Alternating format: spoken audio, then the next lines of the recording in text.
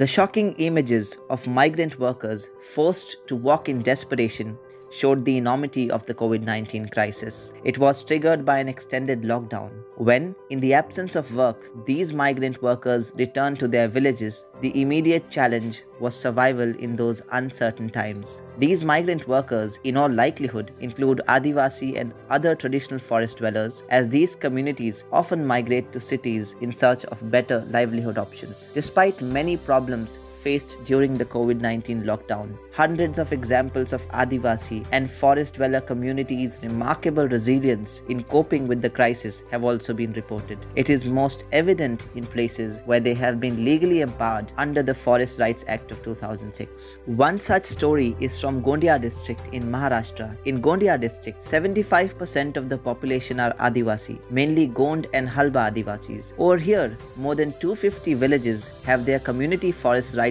legally recognized. The recognition of forest rights has been a determining factor in the community's socio-economic empowerment. In Devri block, 29 villages have formed a federation to carry out their minor forest produce collection and sales. Each year, the federation ensures that collectors, that is the Adivasis and forest dwellers, are paid for all 11 days of their work during the season, unlike the forest department, which would only buy and pay Tendu collectors for 2 to 3 days of their labor. Also, while the forest department, through its traders, pays collectors only Rs 220 per day and seasonal bonuses are as low as Rs 25, the Federation pays Rs 300 per day and a seasonal bonus of Rs 200. In March 2020, when the lockdown was announced, villagers in Devri block were confused about the process of collection of Tendu Patta and Mahua, given the difficulties to work and assemble in groups. The Federation stood up and took permission from the Maharashtra government to collect Mahua and Tendu Patta. Subsequently, the Federation of 29 villages earned Rs 2.5 crores by selling Tendu Patta while managing everything themselves and taking precautions against the spread of COVID-19. The income that people earn through the collection is used for their individual requirements and also is used for other agriculture activities such as paying wages to laborers, paddy cultivation, etc. During lockdown, every adult of all genders of 5,069 families in the 29 villages were involved in the collection of forest produce and received payment for the same.